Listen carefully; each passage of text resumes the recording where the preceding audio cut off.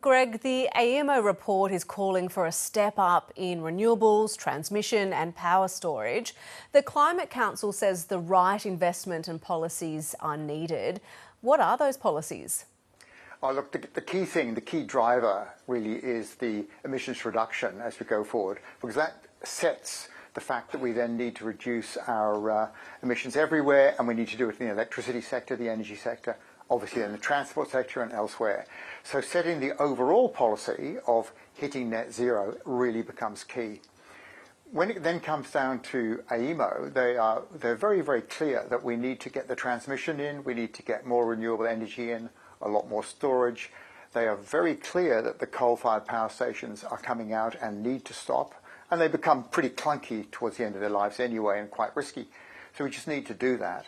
And I think optimistically they're saying, we can do this. We as Australians can do this, but we have to just get going now and continuously and everywhere. So any policy which helps us reduce our emissions and bring in the renewable energy systems are going to be good and helpful policies. AEMO pointed out the crucial role household batteries can play. We saw how well adopted household rooftop solar was with subsidies from the government. Do you think a similar program for energy storage would see more homeowners installing batteries at scale? Yes, I think so, but probably the most important thing is they use the word orchestrated in the sense of, as more and more houses get solar panels on their roofs and more batteries get in, what you need to do is get them tuned into the distribution system. So it's like the house is talking to the grid is talking to the house. And when you do that, you can get a very efficient, resilient system at the local scale. That's going to become key.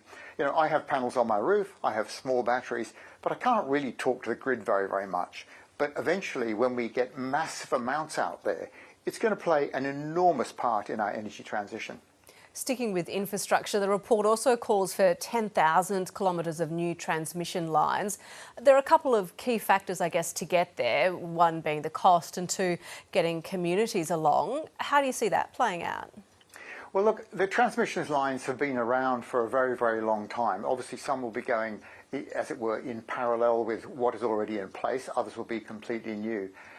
Getting the communities along is very, very key to any project. It doesn't matter whether it be an electricity project or some other type of project. You have to bring communities along.